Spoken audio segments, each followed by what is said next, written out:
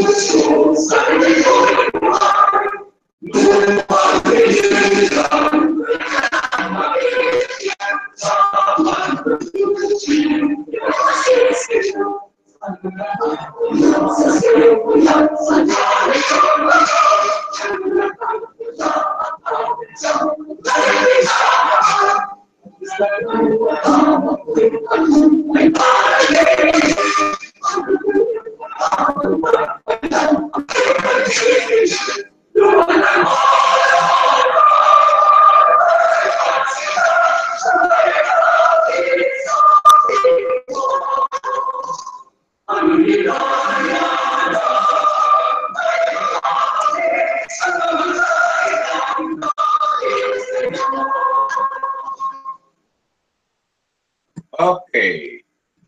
Ayan po ang sign-on natin. Magitan po ng lupang hinirang. Ngayon po ay maghanap buhay o magbasa ng news muna.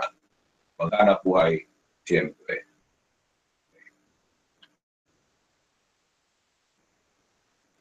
Bantay Barya. Hoy, pre. Ayaw kang sunugin, ha? Nga naman, pre. Naghangyo ang NGCP, malikaya ng mga butang na makahatag og peligro, makabog na classifier sunod sa mga transmission structures. Ilabi na karoon na sa hamla, pre. Uga kaayo ang mga sagbot, madali lang naindakon sa kalayo. Kamay raman kaya ni pre. Gamay na lagi, pre. Pero, kaya magsugod ang peligro. Gani, ito na pa'y ubang bili, sama sa pagpananong og kahoy o sa transmission structures, pagtaod og mga antinas, o pagtukod og kabalayan, kung sa mga struktura na makahatag og peligro. Busa likay ang mga butang na makahatag og kadaot sa atong palibot.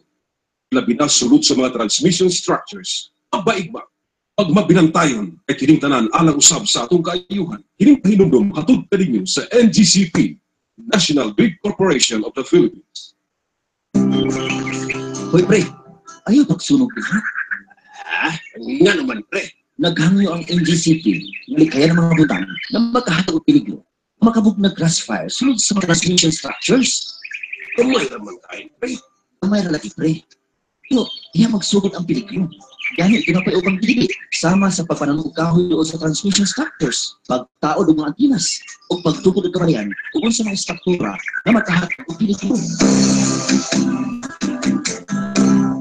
Busa likay ang mga butang na makahatag og kadaot sa atong palibot. Ilabi na sulod sa mga transmission structures. Pagbaigma, pag mabinantayon, kining pahinumdom hatod kaninyo sa NGCP, National Grid Corporation of the Philippines.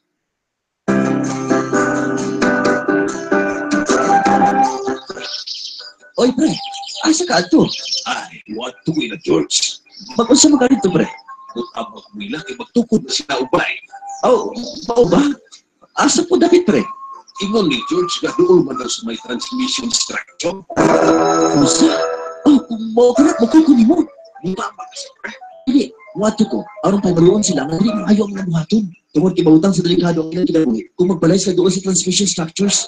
Maupo na ay, pre. Anala, hindi na magpugay ang mapuglan sila. Usa likay ang mga butang na makahatag o kadaot sa atong palibot. Ilabi na sulod sa mga transmission structures. Pagbaigmag, pagmabinantayon ay kining tanan alang usab sa atong kaayuhan. Hining pahinumdum hatod kaninyo sa NGCP, National Grid Corporation of the Philippines. Okay. Unahin muna ng balitan sa Sarangani na. Unahin natin ito kasi magang padala sa atin. Itong balitang Sarangani po, mga kaibigan. Sigurado galing ito sa opisina po ni Alan Balupura, kasama naman yung kasama niya manunulat dyan po sa Katandigan. Sa una kasama dyan manunulat, siyempre, galing ito kay Mr. Alan Balupura, itong staff po, executive staff po ng Office of the Governor, Steve Chonggenzo. Alam niya po, may mga development yan, alam na alam po ni Mr. Alan Balupura. Maraming salamat talaga. Basahin natin, kanhing rebelde, ibalik sa sabakan, sa gobyerno tungod sa nakauyon sa mga programa sa lokal nga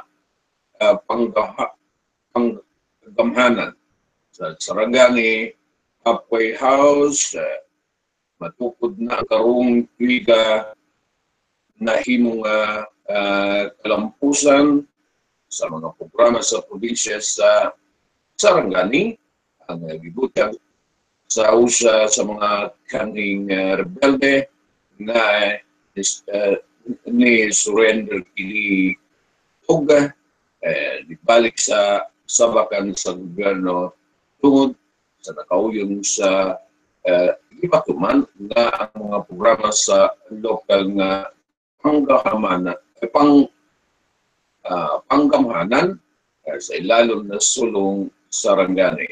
Planting program sagot sa kaning rebelde nga usa ka lumad ug duha ka tuig nga ana sa kalihukan, naglihok sa kabukiran sa lungsod sa Alabay. Maayo matod pa ang mga programa sa lokal nga gobyerno ug ang pumalaod Governor Steve Chongyan Solon.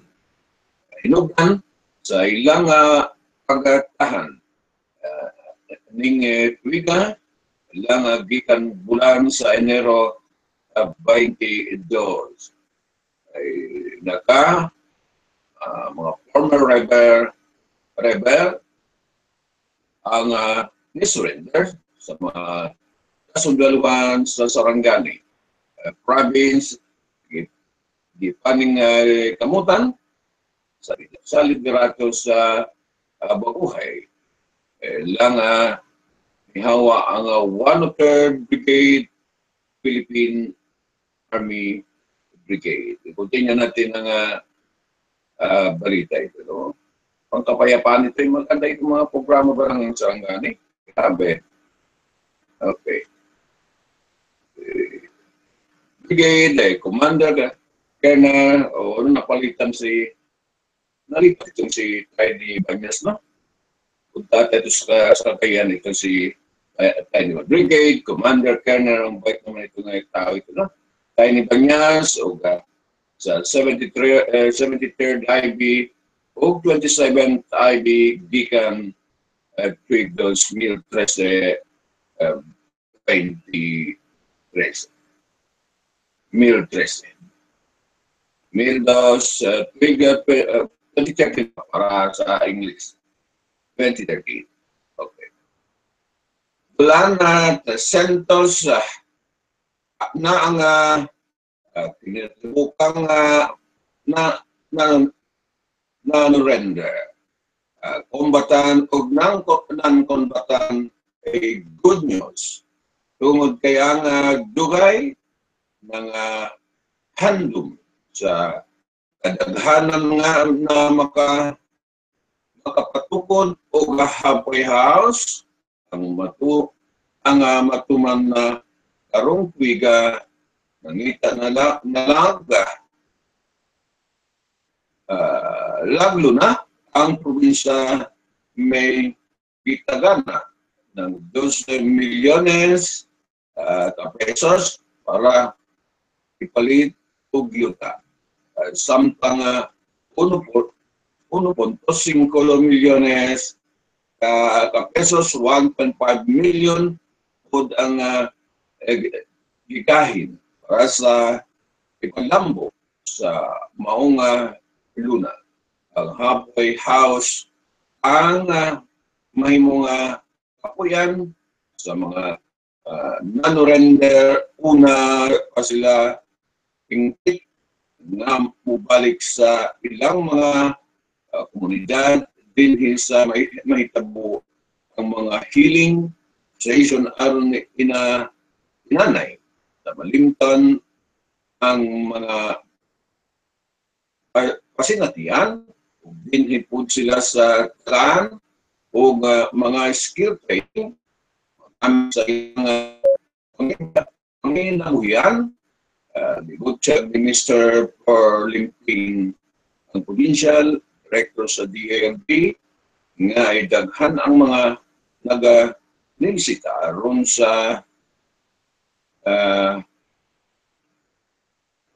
sunon ang pagpapatumang sa comprehensive local integration rebel. Yan ang programa po ni Governor. Kung mga magbalik loob sa pamahalaan, tinatawag na comprehensive local integration program. Kaya dapat makakopyahin ito lang. Kasi ang ganda itong mga programa ito sa Sarangani. Isa'y bakbakan, hanapan ng solusyon po para hindi masayang ang mga buhay po mga kaibigan. Return the program sa Sarangani, ligo na matud pa ang partnership sa LGU o sa DIRD nga adungan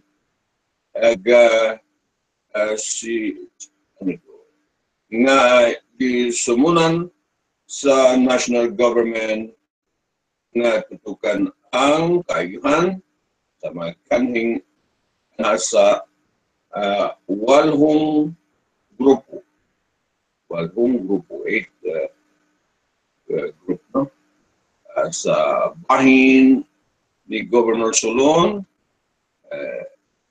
mahayag kini nga siya og ang mga kaubanang opisyalis sama sila Senador Manny Pacquiao og si Congressman Dor Pacquiao, Vice Governor Ermerdi Peralta. Maraming salamat kay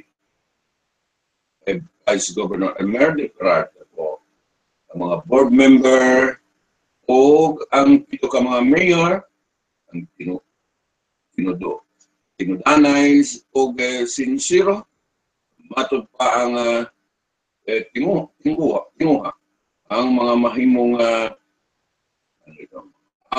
mahimong hapsay sa malinawon ang pagpuyo sa mga surrenderies, apil na ang mga malambuon nga ay pag-eskwela sa ilang mga anak o pagpangabuhi sa pamilya o tibuok bahay.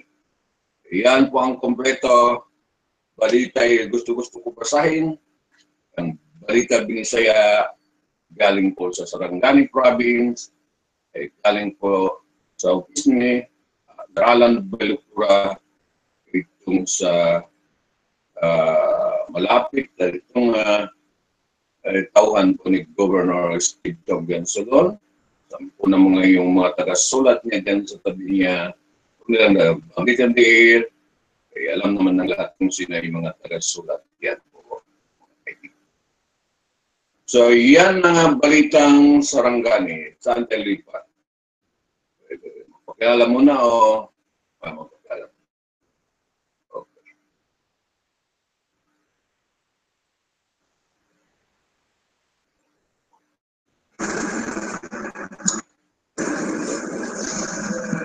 Ang programa ng station ng balita at iba pa ay tumatalakay sa mga isyu pang kasalukuyan at napapanahon. Mapapolitika, mapapinyon, mapakomentaryo at balita. Ang programa ito'y patas sa lahat. Walang kinikilingan, walang pinakampihan, at walang pinapanigan ang programa ito. Ang programa ito ay public service sa kahanginan at trabaho lamang. Okay. Ayan. Tama muna. Dito tayo para okay. Dito muna.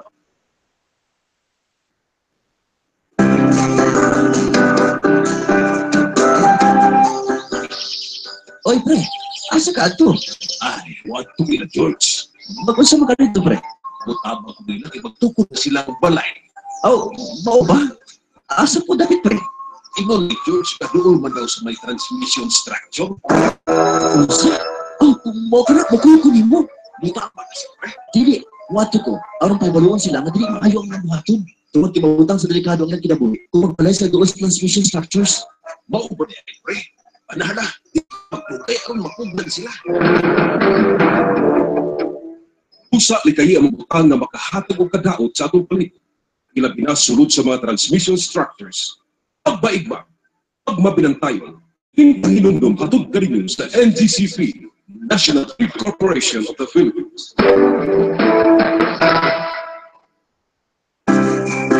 Pre, nasayod na ba ka? Naimitin mas magpipag sa tanang partya? Wala pa, pre. Kung siya limitingan, Sumala sa nimo, pre. Kung may kanagtutan sa hitabong kawat sa mga wire sa kuryente, ay, wala po na. Kadaot po sa mga tao, pa sila masayag kung sa kadelikadong ilang kibuhat. tinuod yun na, pre, daghan ang maangin. Kung ibutang pa niya sa peligro ang ilang kinabuhi, kambri sa gamay ng kantidad sa wire. Mauna yung ngayon masayag at katawan, pre, na ang pagpakawat nila sa wire sa mga nagkaraliang high voltage transmission. Kita gyapon ka na naman may imong alaot. Sakto ka, pre. Pag ilagtag ng mga wire, magkatulog yun ang transmission. Hinumdan nga mawat ng supply sa kuryente. Ay, maunang damay tatanan, pre. Busa likay ang mga butang na makahatag og kadaot sa atong paligid. Labi na sulod sa mga transmission structures. Pagbaigma, magbinantayon, kiningan alang usab sa atong kaayuhan. Hinumdum hatod kaninyo sa NGCP, National Grid Corporation of the Philippines. Okay, basahin natin itong tungkol sa kabinete ng presidente, no? Itong mga gabinete ni presidente, na-confirm na ba lahat ito? Basahin natin itong news release. Keeping up, 38 year inside the cabinet. The first year of the Duterte administration is a cabinet secretaries putting out fires and racing to keep up with the unpredictable president. The Philippines on the first Monday of every month, a few hours after launch Malacanang's Aguinaldo State Dining Room begins to fill up with the country's highest ranking official. Over 30 secretaries, the head of the government agencies take their places along a heavy wooded dining table. Around the table, the presidential management staff, PMS, wait the documents in hand, under secretaries and assistant secretaries wait outside or discuss last minute concern with their bosses. But all activity ends. The church staff, the President Rodrigo Duterte walk in, followed closely behind by the special assistant to the President Bongo Duterte walks around the room, shaking its secretary hands, making small talk before moving on to the next official. After a while, the assigned secretary begins the meeting with an opening prayers. The room occupant buckle themselves down to discussion for another long evening. This is how a cabinet meeting under the administration typically start. The first last year, the country's 16th president has presided over 16 such meetings, translate to 1.3 meeting a month. The numbers does not include his first meeting, his cabinet appointees back in Davao, Malacanang South, a month before his vote taking on in May 2016. Late that night, media gathered under a white tent outside the presidential guest house.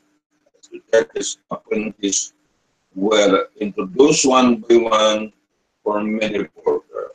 It was the first time they laid eyes on soon-to-be official, several from anonymity to the national agencies.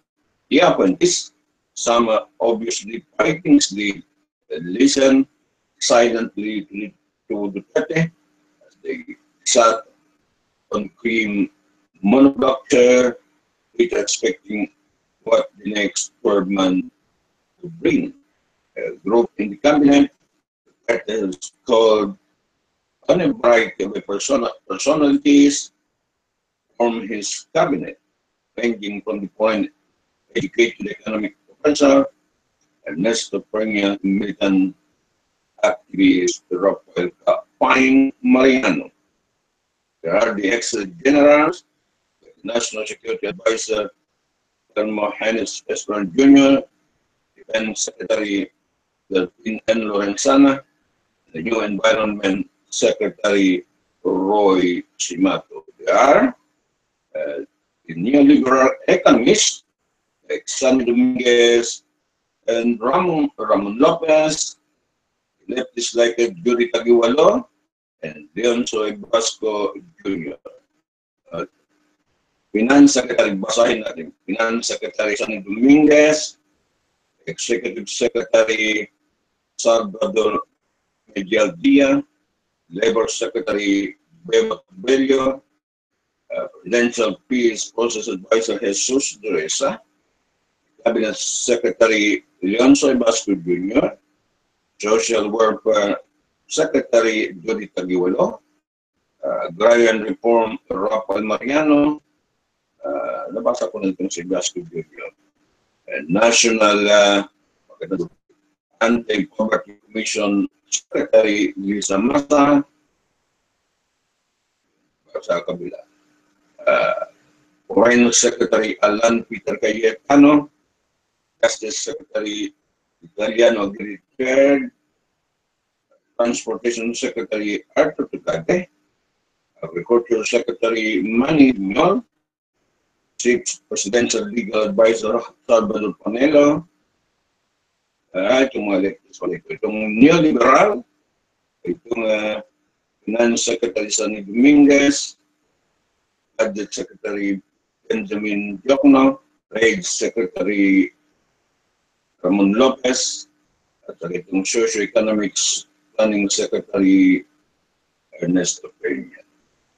Mix kasi, meron leftist, meron neoliberal economists. His mix-up official are no stranger to leading national government agencies, and Diokno, Des Dureza, Leonor Briones, being those new to the role of Vasco Arellano, Gina Lopez. Wala na si Gina Lopez, si Roy Simato na po mga kaibigan. Some cabinet official and group according to their connection, that the Davao group is composed of long-time friends and associates from his hometown, the 30th son Bede School made also were represented. The group some loser, the other overlap of Dominguez, gets his influence mainly from his long friendship with Duterte. He started out as a neighbors in high school, mate, but also from his background in business economic issues that are Duterte at his heel. As for Duterte's long-time trusted advisor, former chief of staff is an ex-communist rebel yet, so far does not associate himself with other cabinet leftists. They vocalize the views about issues like Marcos Burial and Pisto. Among cabinet officials, three workers with the president, a day-to-day basis special assistant Go, cabinet secretary Basco, executive secretary Media Dia. Basco spokesman, assistant secretary Jonas Soriano, explained the different role this way. Someone has to make sure the president eats the goes meeting on time. I think that's the role of the Secretary Bonko.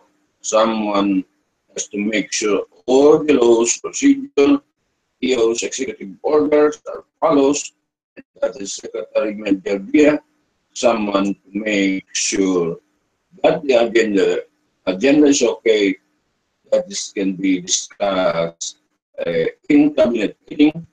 That's Secretary June Ebasco.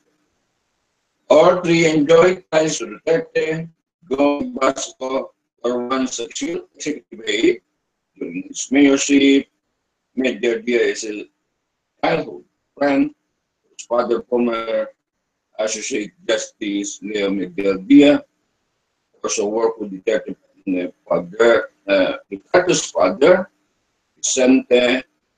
The latter was a Davao governor. Mahaba ng ugnayan nila, no? Dia. Duterte has gone to learn to expand the power of Go, and the Basco, in fact, used his very first executive order to just for Go, created the first ever special assistant, the president position, and the office of the president, even management cluster. This office allowed Go to supervise PMS, Presidential Security Group, Office of the Chief of the Presidential Protocol, and Media Accreditation and Relation Office, and Radio TV Malacanang. Basco, whom Duterte has publicly praised for his good organizing skill and understanding for his priority as president. He was given a supervisory power over 12 anti-poverty agencies. Knowledge of President Soriano and Panelo insists there is no little president. Both admit, however, that of the three palace secretaries, Go has the most access to Duterte. The president hardly attend even without Go by his side. Go, the other, a distinction of being the only way to contact Duterte, supposedly has no cellular phone of his own. As Panelo puts it, Go anticipates what the president needs. Most of Duterte need him because he knows style, he knows who he wants to talk to, said Panelo. Master na master ni Bongo itong si President Duterte, no? Duterte depends on Go or even the smallest of things, remembering dates of a particular event, putting other security official when a ceasefire, Duterte to a crowd of overseas Filipino workers once introduced Go as a tagabugaw, him because it's Go who decide who he meets every day, tagabugaw, yung si Bongo. That's why he needs to be beside him all the time. What's good with the Bong? He has a photographic memory. No? He has a photographic memory. He remembers incident, even places, people. So when the president asks, sino nga ba yun? Anong taon yun? Who was that person? What year was that? The answer said Panelo. Go hardly to speak up. During a cabinet meeting, it doesn't give a policy recommendation. The only time he would interject to correct the president on a particular detail or tell him an important person is on the line. No, no. Galing talaga si Bongo, no? Opportunity to convince Duterte, a cabinet meeting are Duterte's primary means of governance.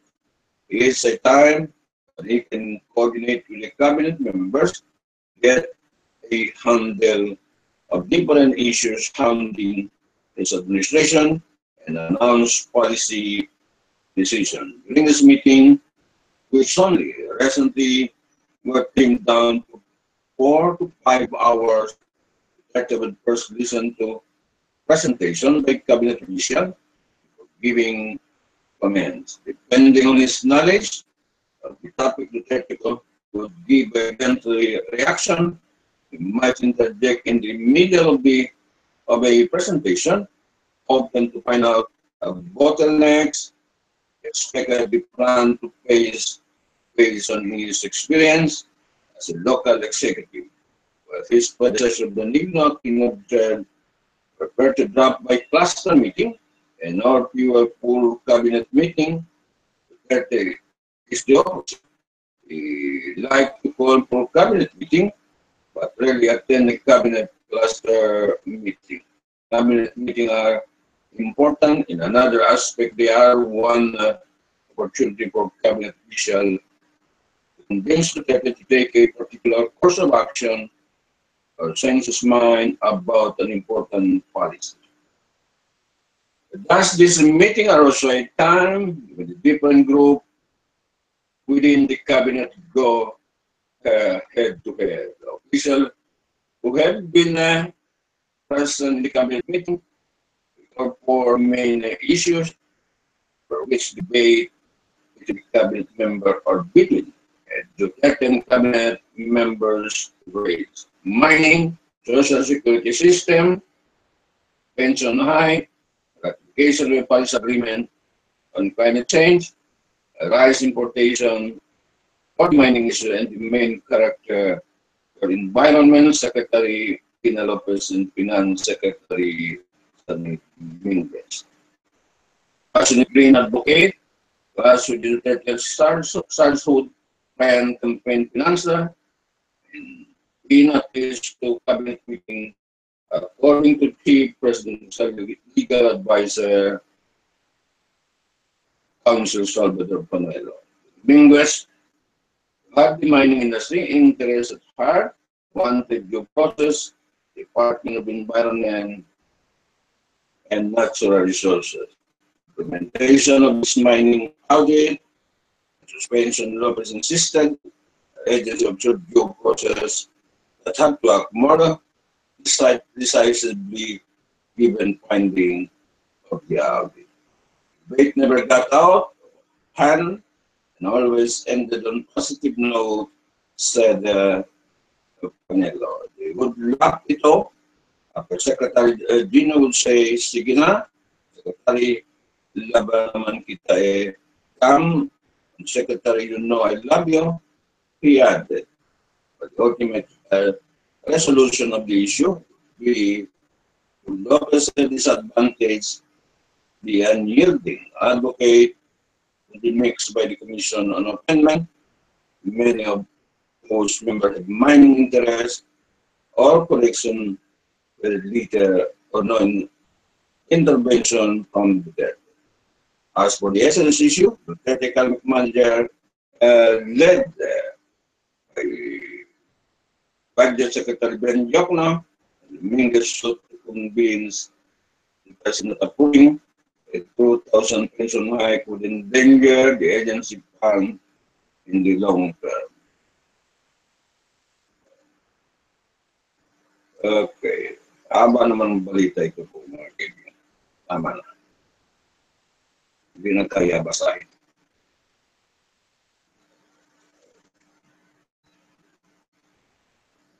Danik.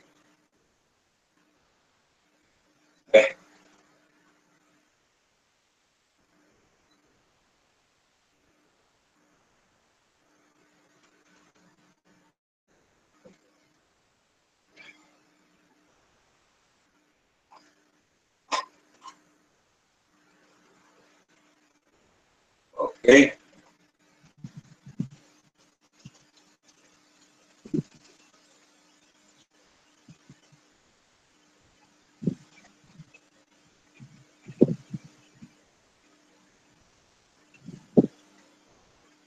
Okay, na tatayan din.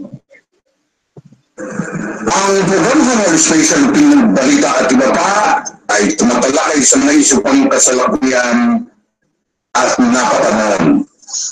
Mapapolitika, mapapinyon, mapakomentaryo at balita, ang programa ay patas sa lahat. Walang tinikilingan, walang kinakampihan, at walang pinapanigan ang programa ito. Ang programa ito ay public service sa kahanginan at trabaho lamang. Okay. Itong ang ating troop sa Latan Lakas ng Pilipinas Troop Retrieve 17 Bodies in Marawi, Barangay. Manila, Philippines, a troop retrieve 17 bodies believed to be of a villager killed by the Muslim militant aligned with the Islamic State group who says parts of the southern Marawi City last month.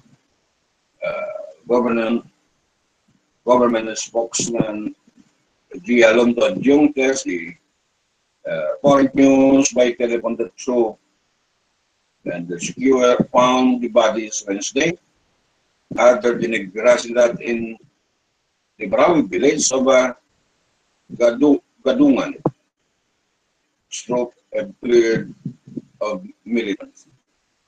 A military spokesman, Brigadier General Instituto Padilla Jr. say authorities will try to identify the bodies, but they added to the civilian death toll currently at 27.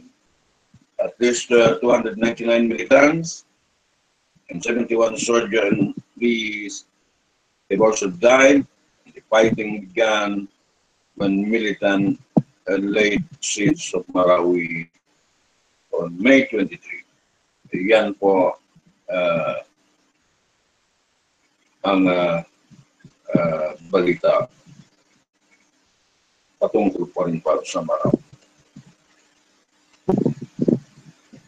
Ang susunod na balita, the 30 cars facing ramps, you will walk free. Manila President Rodrigo Duterte on Wednesday promised frontliner of this drug war that they will kept out of jail if they face charges for carrying out his campaign. Okay. Speaking at the 120th founding anniversary of the Presidential Security Group, Duterte reiterated his vow that no police officer will be put behind bars for pursuing his anti-narcotic drive. I will not allow, even at the risk of losing the presidency, any policeman or soldier go to prison for destroying the drug industry, Duterte said. For those who are facing charges, they can be very sure that they can walk out freemen. He added. President Duterte now here to lead a celebration of the 128th anniversary of PSD. Duterte issued this statement. The Justice Department of Justice drew block from several senators for downgrading murder charges against police officer behind the killing of Albuera Leyte Mayor Rolando Senior. But the president did not make any direct reference to the Espinosa cases. He had repeatedly voiced support for the accused officer, led by Superintendent Marvin Marcos, head of the police criminal investigation and detection group Region 8 at the time of the mayor's killing. The 30 had earlier dismissed the sort of a Senate investigation that have found Espinosa's death premeditated. Detained at the latest sub-provincial jail Panosa and a fellow inmate, Raul Riapor, killed in a pre-dawn operation on November 5 when they allegedly assisted CIDG operative serving them search warrants for alleged possession of a drug and a firearm. Minority Senator Tuesday filed a resolution seeking an industry the DOJ decision to downgrade murder charges against the officer.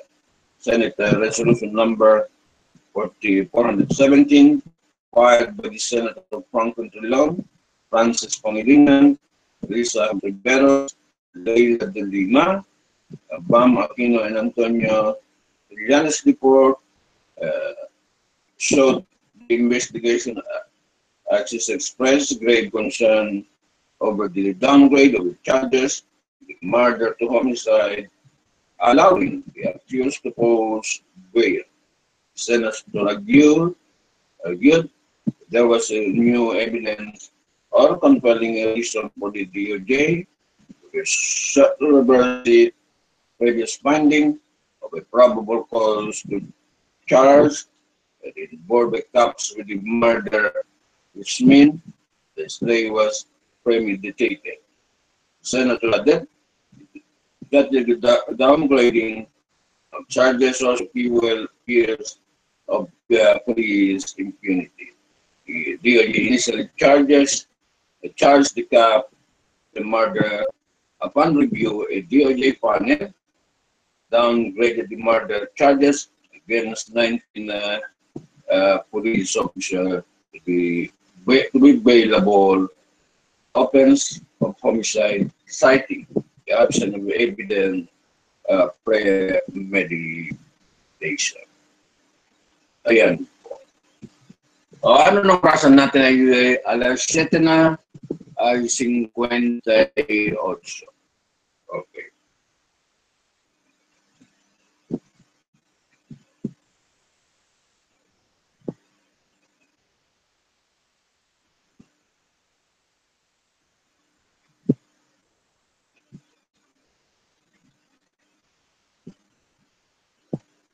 Ano naman to? Twin from terrorist link, gang surrender in Zamboanga, Sibugay.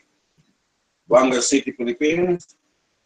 Two brothers whose notorious criminal gang is affiliated with the Mountain Abu Sayyaf group surrendered Tuesday in an island town top Zamboanga, Sibugay.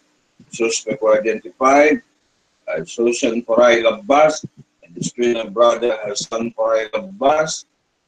Both of the Talusan town, Rutanga Island, and alleged member of the Eating Abba criminal group, according to Chief Inspector Helen Galvez, spokesperson of the police, Regional Office 9.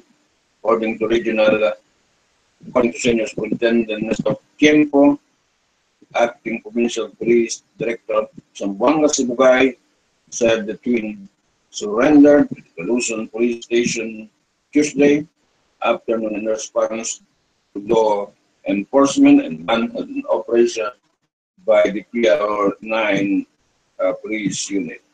Tempo said Bas twin who have a pending warrant of arrest, robbery and homicide were accompanied by local official when they surrendered to the plea.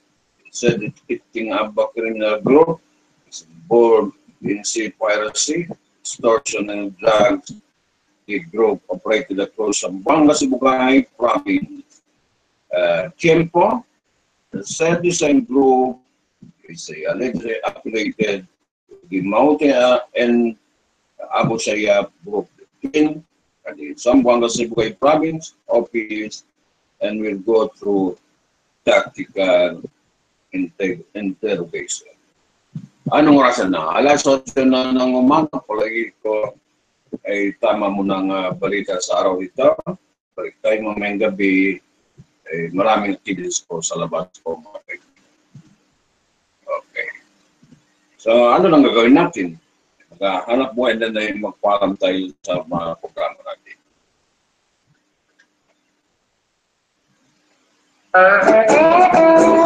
Uy, ana ta. Mangadto ta sa kabasakan. Magpalupad ta og tabano. O sige. Adto ta dungo sa turis sa kuryente. Pwede mangadkat dito. Ops.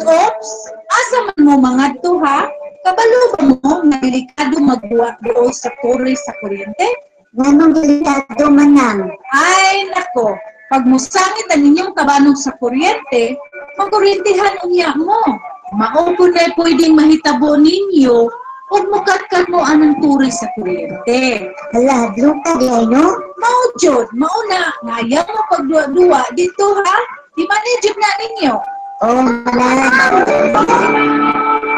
Kining pahinugdom atog kadinyo sa NGCP, National Grid Corporation of the Philippines. Okay. Bago natin close, baka yung mga kamag-anak nyo dito sa release na hostages ito. 9 more multi hostages rescued in Marawi. Pakinggan nyo yung mga pangalan nyo, baka kamag-anak nyo, no?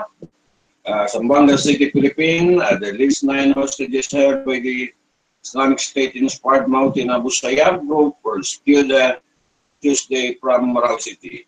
Lieutenant Colonel Joar Herrera, spokesman of the task force Marawi, said the 9 rescued confirmed that the captive Catholic priest Teresito Suganov is alive, is among the hostages. It was the second time rescued civilian hostages. Confirmed Father Suganov is alive. Herrera said that these 7 civilians who were rescued during the humanitarian pause early this week also yielded similar information about Suganov. Herrera said the ISIS-inspired terrorists are being holding around 120 hostages. The hostages rescued on Tuesday were identified. Pakinggan niyo. Ariel Ansau, 1. Ronnie Albacete, 2. Lando Albacete, 3. Dilbert Makatulag, 4. Michael Ongos, 5. Mario Mangubat, 6. Jimboy Ginsayaw, 7. Brian Tatipay, 8. Agin Generalao, 9. Yan po. Baka ma-review niyo yung video, baka yung mga kamag-anak niyo po, mga kaibigan, yung mga rescue yan. Puro Christian natin ito, mga kaibigan. They said the victim were given immediate medical assistance and went through testing for gunpowder residues. The military officials said government forces were exhausting measures to recover the civilian hostages from the Maute group. So, yan po.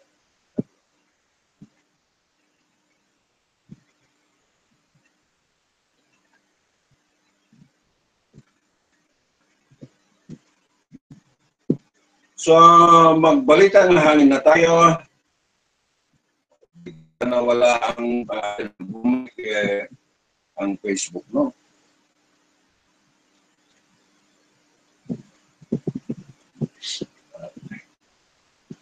Balita ng hangin dito sa General Santos, 77 Fahrenheit, partly cloudy po.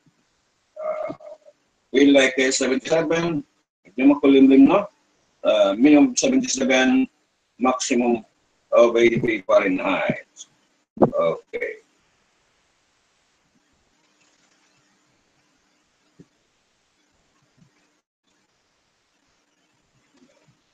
Winds here 78 Fahrenheit, moonrise 10 to 12 a.m., moonset 10:41 p.m. Humidity 87%. Precipitation 0 millimeter, pressure 29.83 inches, visibility 20 kilometer po mga kaibigan. Sunrise 5:28 a.m. Anong sunset? Sunset 5:07 p.m. Yan po. Dew point 70 Fahrenheit, wind chill 78%. Yan ang kompleto balita sa araw ito. Dito sa programa Halo Space at Bigman Balita at iba pa, partner ng Absdamahan'Slive-Stream News Tv. Madali tayo. This has been Absdamahan. Magandang umaga. Babalik tayo po sa news mamayang.